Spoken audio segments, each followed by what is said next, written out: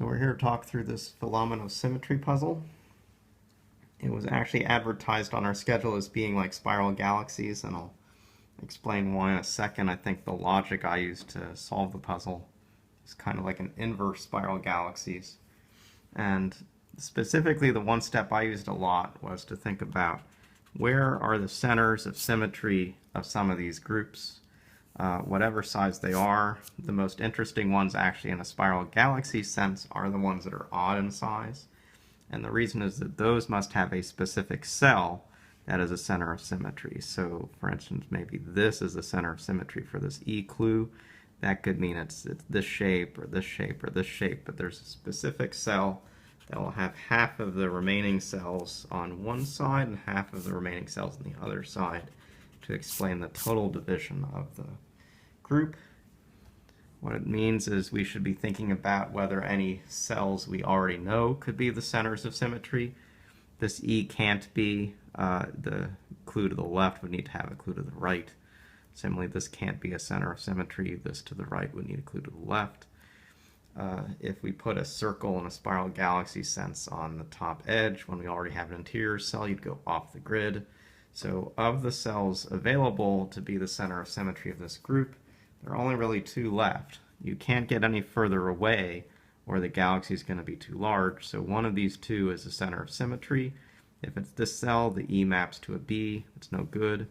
This is the only option for that clue.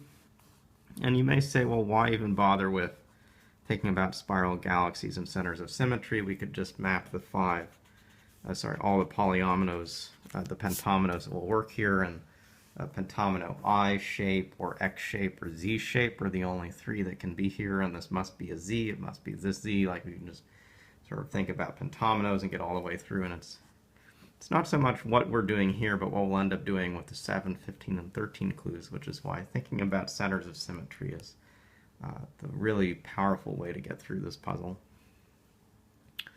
With this being just a one-cell clue, the two cells to the next must be part of a group. Two or larger. Notice that the F, taking 6 cells in this space, maybe even 6 cells over to here, must use this cell.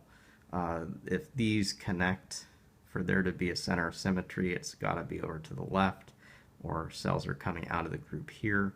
So there's no way to actually take both of these cells and still make a 6 large group.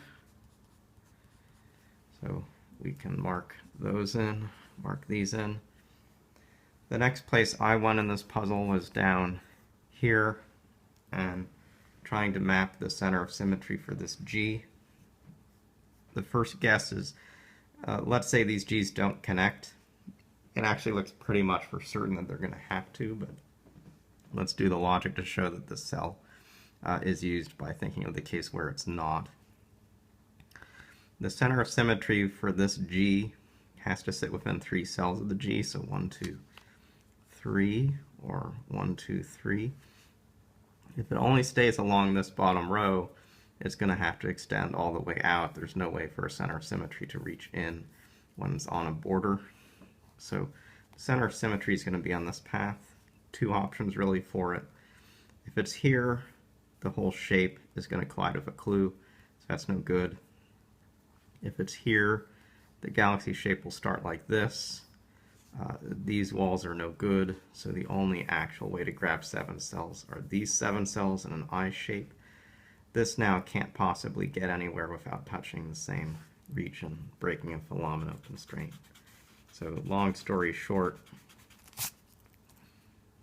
the G group are both touching, and they use the cell in common.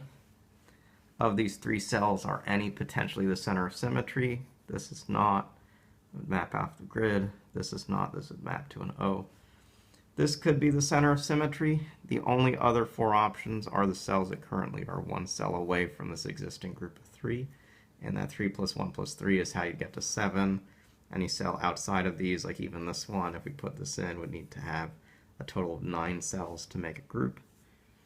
This can't be the center of symmetry of this shape. We're going to have things going off grid. This can't be. The G's will map over to these clues. This can't be. This G will map to an F. This can't be. This G will map to an F. That is the center of symmetry of the whole group. And we identify the center of symmetry. We get 2 cells for free. We also get this border quickly forced, and that leaves one shape, which is this shape, which gets us 7 cells.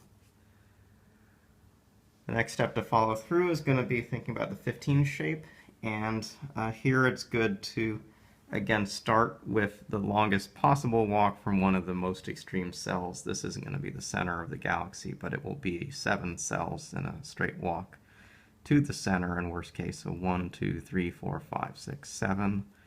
We can draw a shape like this, and the center of the 15 mer for rotation has to sit within this. Notice that the number of columns and rows that a galaxy takes is going to be odd when it's an odd size, so 1, 3, 5 are how many columns you can use. We can't use any of these columns because we're going to map off the grid, so those cells are just no good. Similarly, if we come up to this cell, we're going to be mapping way off the grid to here for this clue. If I just think about a cell like this, the O maps on top of an M. That's not possible.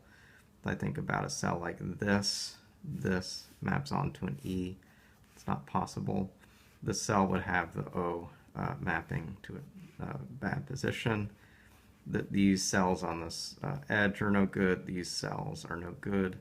There are 2 that should give you some pause, which are these 2 cells. The way to discriminate between them is to consider that this C needs to actually get somewhere. So there's a galaxy here which forms this blocker, or there's a galaxy with a center there that forms this blocker. And this top option, mapping these 4 cells to these 4 cells, leaves no room for the C to sit. It needs to be a 1x3 or 3x1 rectangle. It's not this shape, and so this cell is also no good. So the center of symmetry for the 15 mer polyomino is the cell I've just marked. We get 4 more very fast from mapping the ones we know through the center of symmetry. On the bottom and left side of this grid, we need to get a total of 7 cells. Again, 7 plus 1 plus 7 will be how we fill out this whole shape. So right now it's taken 4. That could potentially be 5, 6, 7. So we know that these cells, putting in the symmetric pieces, are used. You can focus just on these 5 cells and figure out how the D goes. First of all, it can exclude this cell. This is not a symmetric shape. It can exclude this cell. And if it excluded this cell, was like this, you'd have an A next to an A. That's no good. So we can put in that whole shape. Putting in the edges we just marked, we actually now just have one last option to get 7 cells down here. 7 plus 1 plus 7 is 15. I'm going to put in the 2 cells we know that extend from the F. We now connect to this group of 4. This has 2 options for it. It can continue in this row and fill out just these 6 cells. So the F can extend like this. It can also take a cell down here, get a cell up here, but those are the only 2 options for the total shape. We can put in some walls as a result. This E, we could even has to use a cell right above it. So that's going to get us into the last stages of this puzzle, and that's really going to deal with the last big clue, this M. Again, here I found intuition really got me quickly to an answer. When I came back to show it had just the one answer, logic was a little harder, but the first step for me was actually considering these 2 corner adjacent clues, which in one arrangement are very forcing. If the C comes straight down, the D must also come straight down. We're left with a total of 23 in clues over here, but 22 cells. Fewer cells than clues to disperse them in. So the C comes across the top, and we block the M from above. Notice at this time also that this E clue must use this cell. There are lots of shapes it can take, but excluding this doesn't give it any room to work. So we also somewhat bound the M from the right. And so now what we have to do is think about where can the center of symmetry sit from this cell for this this galaxy or this polyomino, whatever you want to call it here, it's going to be a walk of 6 away from a 13. 6 plus 1 plus 6. 1, 2, 3, 4, 5, 6. This is as far as it can get. It can take any cell up to even here, but you can sort of quickly mark cells in these rightmost columns is no good. You can't actually use cells even in this column because you can't take 6 cells to the right or bottom of these and leave 6 cells on the other side. You just can't grab enough room around that center of symmetry. This cell here would map an M into a bad space. The cells up here, this row is no good. It's going to leave no room to again take 6 to one direction, 6 to the other direction.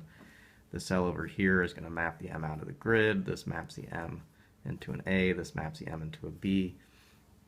You might have hope for this cell, but if you actually use that cell, you again need to take 6 to one side of this and to the other side. You can't both fit this D and get connectivity.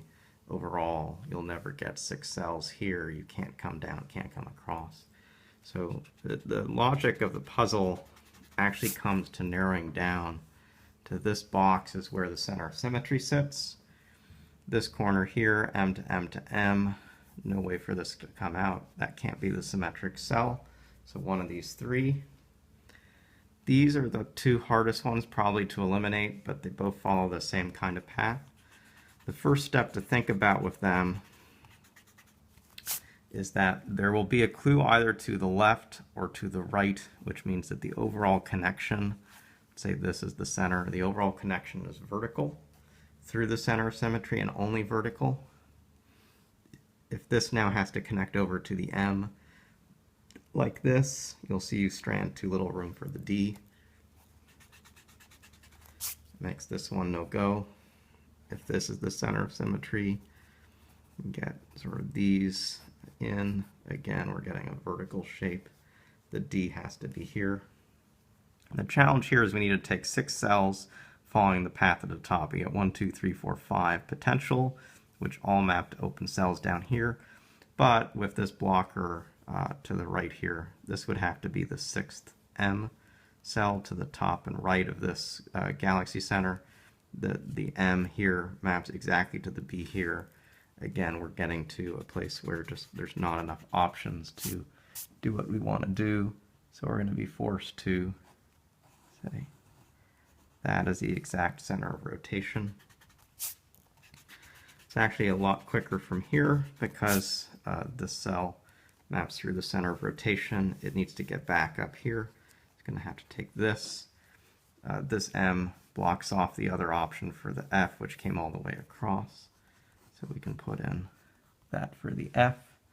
The M in the center needs to connect over to here, so it's going to come to the left. It's going to come to the right here, this wall, that wall. Puts this M in here. We only have 2 more cells to fill, so we end up with this shape. Again, intuition may have gotten you that shape much quicker, but logic, once you see this is the only cell for the center of this galaxy, comes pretty fast. Got 3 different regions to finish out. The first and easiest is upper right corner.